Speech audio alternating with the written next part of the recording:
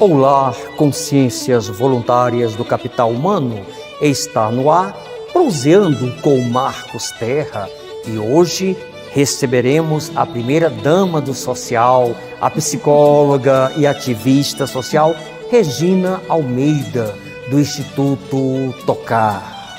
Gratidão aos voluntários que apoiam o programa, bem como às empresas cidadãs. Precisamos da ajuda de vocês para darmos continuidade a esse trabalho que foca o capital humano por excelência. Compartilhe, curta, faça sua inscrição caso não tenha feito ainda e ative o sininho, né, para que outras pessoas tenham conhecimento do nosso trabalho. E vamos que vamos!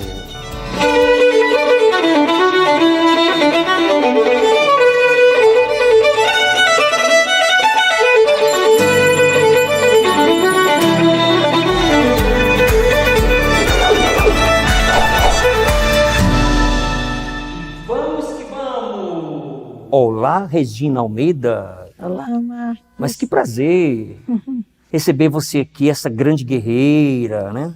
Psicóloga, ativista social e presidente do Instituto Tocar, que inclusive hoje é aniversário. Sim. Quantos anos? 20 anos. 20 anos de histórias. 20 anos de história. De histórias, Uma longa história. Uma né? longa história. Você é natural daqui de Brasília? Então, eu nasci no Ceará. Estou aqui em Brasília há 37 anos. Aqui eu vivo com a minha família, eu amo Brasília e uma forma de contribuir com Brasília é estar atuando socialmente. Esse é um aprendizado que eu tive desde a minha primeira infância com meus pais, pessoas simples, que compartilhavam a vida, compartilhavam o que tinha, compartilhavam os alimentos. Vendo Mandioca, feijão. Mandioca, feijão, batata, rapadura. Né? E farinha. Assim, nordestino tem que comer farinha. Então, assim, compartilhar é a grande razão de viver, eu considero isso. Então, olha, com muita generosidade. Oh, que bom. A família nordestina tem muito calor humano. E vamos aproveitar, Regina. Dona Coruja, vamos mandar aquele abraço para os nossos irmãos e irmãs cearenses, terra de Renato Aragão, Chico Anísio, olha, Tom Cavalcante. Dizem que o Ceará é o celeiro do humor e fica o Rio de Janeiro em segundo lugar. E cá entre nós, né? Mas, Regina, fale para nós, hoje, o Instituto Tocar, o que é esses 20 anos? A história do Instituto Tocar começou com a minha dificuldade afetiva. Né? Eu me percebi mãe e me percebi com dificuldade de expressar o afeto. E aí eu fui pesquisar, buscar o autoconhecimento para compreender o que era aquela, por que eu tinha essa dificuldade. Então, assim, a cultura é tudo na vida de um ser humano. Então, como eu venho de uma cultura onde as linguagens do amor não era expressada pelo toque físico, era expressada por outras formas, meus pais expressavam o amor para a minha vida por meio do serviço à vida, né? Trabalhando, levando a comida para casa, me dando onde morar. Mas nas linguagens do amor existem várias expressões. Então eu me percebi nessa dificuldade de dizer eu te amo para os meus filhos, de abraçar os meus filhos, Poxa, de ser mais afetiva. E descobri isso num dia dentro do ônibus, vendo uma mãe com um filho. E eu me dei conta, me espelhei naquilo, falei, mas eu não sou assim. Né? E isso me levou para um questionamento existencial, onde eu fui buscar esse autoconhecimento. Então, assim, e o que é mais maravilhoso, porque não importa o que a história fez com a gente, o que importa é o que a gente faz com a nossa história. E aí, assim, nós podemos nos habilitar, o que quer que seja a nossa realidade, o que quer que seja a nossa dificuldade, a gente pode se habilitar. E eu fui me habilitar para ser mais efetiva, fui aprender a fazer massagem, a fazer o toque. E nesse aprendizado, que eu considero que foi uma jornada de cura para a minha vida pessoal, porque também tudo começou a partir de um acidente que eu tive, que eu passei por uma experiência de quase morte. Foi mesmo? E me deparei, assim, qual é o sentido da vida? Por que eu estou aqui? Né? O que eu posso colaborar para que a vida também tenha trazer um significado maior. Isso, exatamente. Muito bem. E aí, a partir dessa experiência, eu resolvi, do aprendizado que eu tive, compartilhar com outras mães. Eu fazia muitas oficinas no Varjão, em várias comunidades de Sol Nascente. para levar essas informações e tão essenciais. Essa massagem para criança tem um nome específico? Tem, se chama Chantala, ela faz parte da tradição indiana. Olha e só. A história do Instituto Tocar, quando começou, foi bem em 2001, foi o ano que se instituiu o Ano Internacional dos Voluntários. Então, nesse ano, eu capacitei quase 2.000 pessoas ensinando a Chantala. Certo. E resolvi agregar essas pessoas de forma voluntária para apoiar a rede de abrigos do DF, a rede de acolhimento crianças do DF. carentes. Isso, crianças que estavam negligenciadas pelo afeto e que também a gente indo para lá levar esse afeto era uma forma de curar a nossa criança interior, né? E nessa jornada, então, assim, desde a história, desde o início, o Instituto Tocar sempre apoiou a rede de acolhimento do DF, com a grande missão de transformar essas dores emocionais. Sim. Em 2020, foi ano passado que começou o Covid, né? Hoje, tanta coisa ao mesmo tempo, fica até com dúvida, mas foi o ano passado, 2020. Então, 2020, em março de 2020, nós já estávamos com o planejamento tudo pronto para a gente retornar, porque todo ano a gente faz o cadastramento dos associados, dos voluntários, capacita os voluntários, fomos surpreendidos com a pandemia, com a Covid. E eu passei 19 anos dizendo que é para a gente se abraçar, para a gente estar mais afetivo, estar junto. E agora? E a Covid chega para a gente e diz assim, isolamento social, distanciamento social. E eu fiquei assim, e agora? O que vai ser da história do Instituto Tocar? Mas como a gente também sempre trabalhou com capacitação, sempre trabalhou com outras propostas, e eu já tinha acabado de me formar enquanto psicóloga, o Instituto Tocar encontrou novas formas de tocar. A gente montou o projeto Psicólogos Online, onde nós coordenamos um grupo de 45 voluntários psicólogos oferecendo esse serviço para a comunidade, porque como nós deixamos de ir para a comunidade começou a ligar para a gente, que estava com muito medo do Covid, que precisava de ajuda, o que a gente poderia fazer para ajudar. E foi por meio do Psicólogos Online que a gente pôde dar um suporte à comunidade diante dessa situação. E também, diante disso, teve uma demanda do governo, que as pessoas começaram a se isolar e as pessoas em vulnerabilidade social que estavam em situação de rua ficaram muito desamparadas. Se ela já vivia essa vulnerabilidade, ficou mais ampliada, porque os comércios fechados, os restaurantes fechados, as pessoas não estavam na rua. E nós entramos numa proposta emergencial para fazer a coordenação do alojamento provisório no Autódromo de Brasília. Então, de 7 de abril a 31 de dezembro, nós apoiamos 1.131 homens entre 19 e 79 anos, dando esse suporte, esse acolhimento de ter um banho, de ter uma comida, de ter um canto para se recostar, com toda a prevenção do Covid. Então tivemos muito sucesso nessa proposta. Muita coisa boa. Vamos fazer o seguinte, eu vou pedir a Dona Coruja para mostrar a imagem, né, do alojamento, desse trabalho tão bonito que começou o ano passado, não é isso? Sim, sim. Olha só, mas são muitos homens. Fala um pouquinho para nós. Então, na verdade... Mais ainda, né?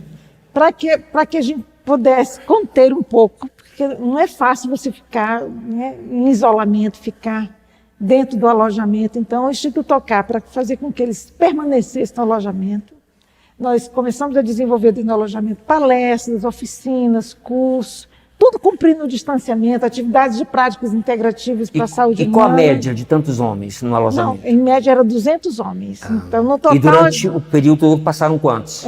Na média passou 1.131 homens. É muita gente. É muita gente. Então teve um fluxo, né? Porque alguns a gente conseguiu passagem para retornar para a sua cidade natal, outros conseguiram trabalho, conseguiram alugar uma casa.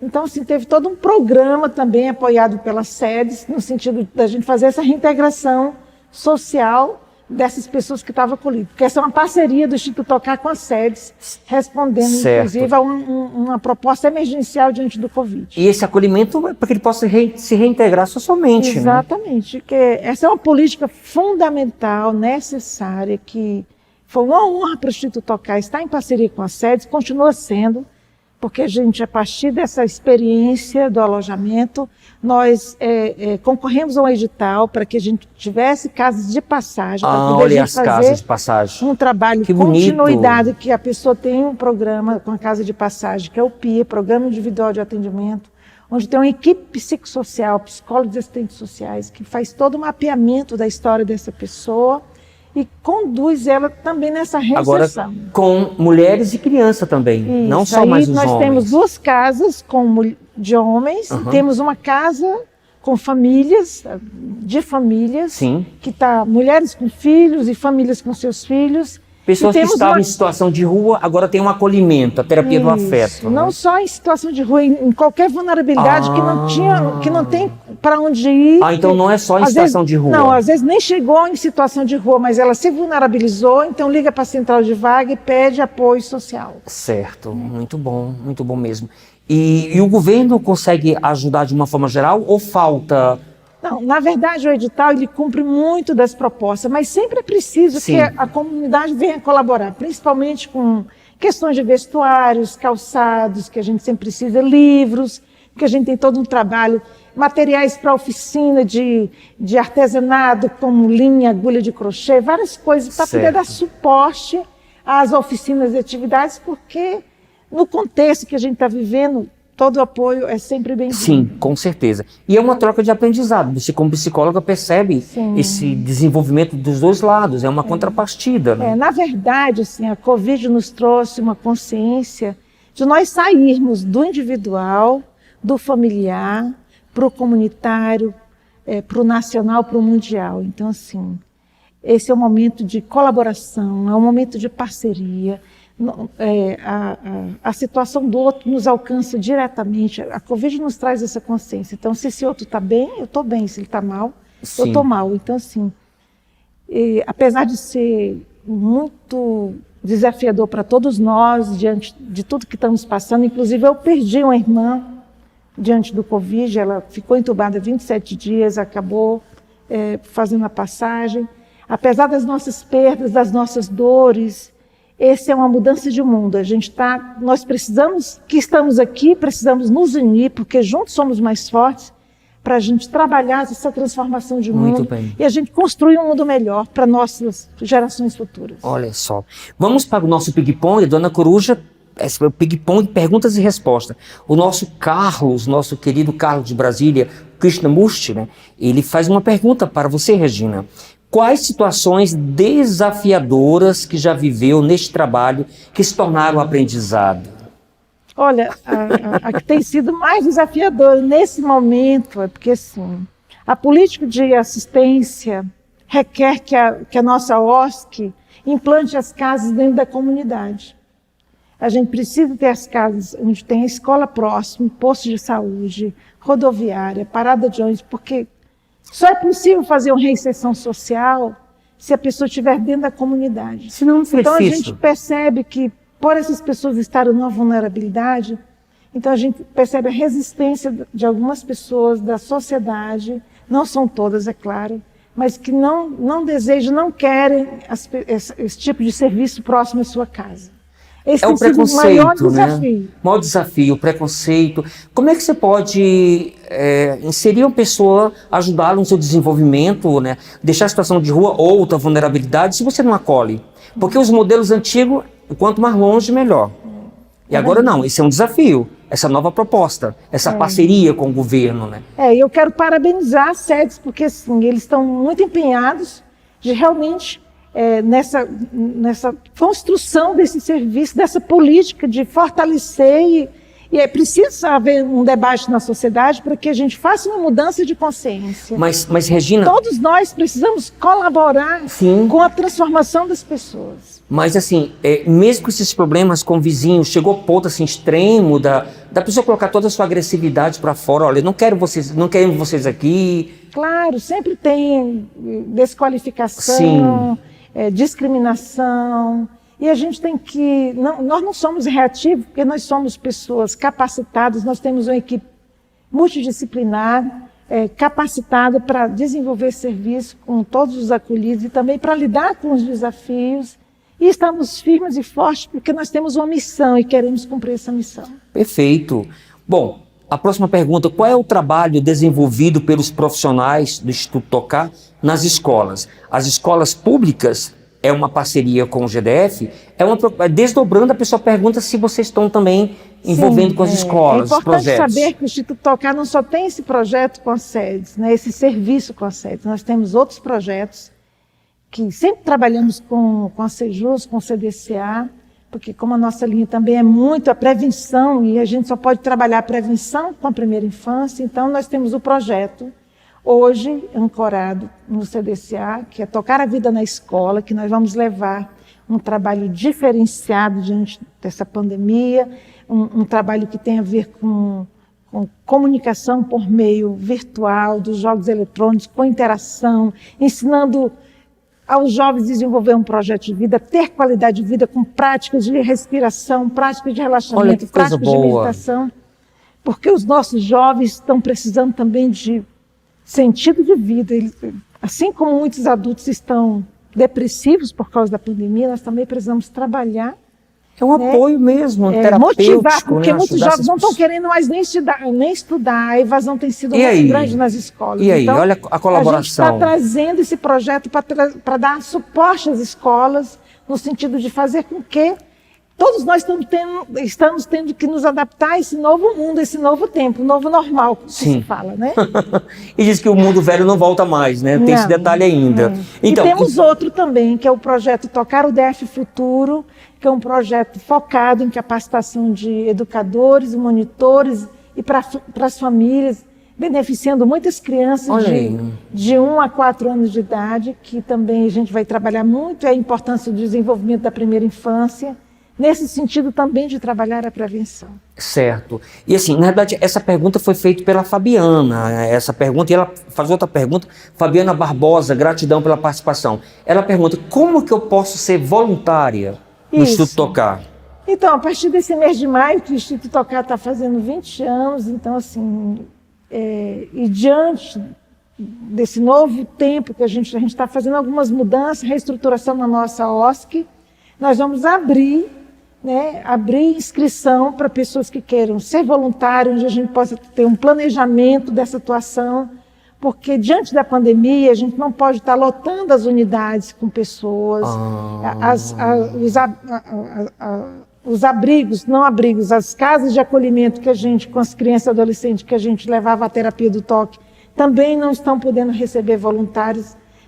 A gente está atuando de forma que você pode atuar voluntariamente na parte administrativa, dando suporte a alguma gravação, participando de alguma forma, porque a gente está tendo que cumprir esse distanciamento e temos que respeitar, né, as condições de cada entidade que nos limita. Mas a gente precisa se organizar, porque daqui a pouco nós desejamos que essa pandemia passe e que a gente possa estar retornando. Em média, no Instituto Tocar, a gente atua com 70 voluntários anuais, apoiando todas as ações e atividades do Instituto. E vamos aumentar essa rede, né? Mais voluntários e tudo. E tem outra forma, por exemplo, nesse momento muitos dos nossos voluntários que atuavam na ponta estão nos ajudando financeiramente com uma contribuição, porque as despesas continuam, temos sede, tem que pagar aluguel, tem que pagar internet, tem que atualizar site. Tem muitas despesas que a gente tem que comprovar que a OSC ela tem a sua sustentabilidade. Na realidade, trabalhar com o terceiro setor no Brasil é um desafio. E coloca desafio. Né? E você, como uma mulher guerreira, né, 20 anos não são 20 meses. Né? Lembra o nosso grande ícone Nelson Mandela, 27 anos na prisão. 27 anos foram 27 anos, não foram 27 meses. E ele tinha uma frase célebre que eu acho que você, com certeza, agrega também: a luta é a minha vida, né? E ele deixou o seu legado para todos nós. Mas vamos pedir à Dona Coruja. Dona Coruja, ela preparou aquela pergunta, o olho do furacão, né? Dona Coruja, por favor, solta aí para nós, traga para nós o furacão, o olho do furacão, para que a Regina responda para nós. Captei, Dona Coruja, a sua pergunta. Regina Almeida, a Dona Coruja andou investigando pelos bastidores e descobriu que você teve um período de quase morando em situação de rua. Conte pra gente como é que foi isso, né? Na verdade, assim, eu sempre falo para as pessoas, né? qualquer um de nós estamos sujeitos a viver uma vulnerabilidade. Eu criei meus filhos praticamente sozinha, mãe de 4 filhos, em Brasília, minha família distante. Morava num lugar, na Asa Norte, em que eu fiquei numa condição desempregada, demorou a retornar ao trabalho, e eu não tinha como pagar o aluguel, e chegou uma hora que praticamente fui despejada, não tinha como colocar minhas coisas. A minha felicidade é que o padre da Igreja Consolata, um dos padres lá, me conhecia, eu estava sempre lá na igreja, ele me autorizou a colocar minhas coisas lá enquanto eu fazia um retorno à minha história. Mas assim, passei por muitas dificuldades em Brasília para estar com os meus filhos, e eu sempre senti falta de um equipamento, assim, né? Ter essa casa de família na Unidade Guará, tocar na Unidade Guará, é uma maneira de eu dizer assim, poxa, eu estou fazendo algo por alguém que eu gostaria que alguém tivesse feito por mim quando eu passei por uma vulnerabilidade. Olha só.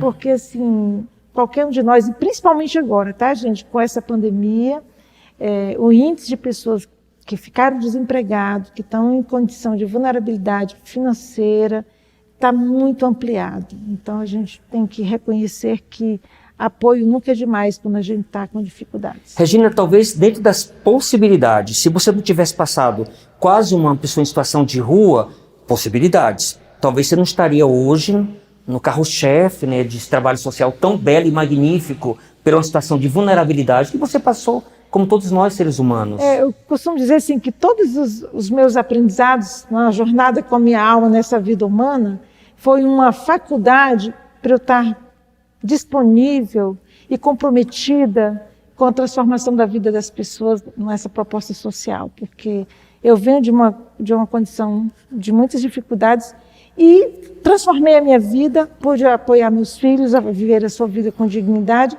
independente da nossa dificuldade. Isso é o que é mais importante. Todo ser humano tem recursos internos para viver seus desafios. E muitas vezes a gente esquece disso. Então é preciso que a gente tenha esse tipo de apoio, de serviço, para que as pessoas recebam o apoio, porque eu sou uma mulher forte, eu me considero uma mulher forte, venho de uma ancestralidade forte.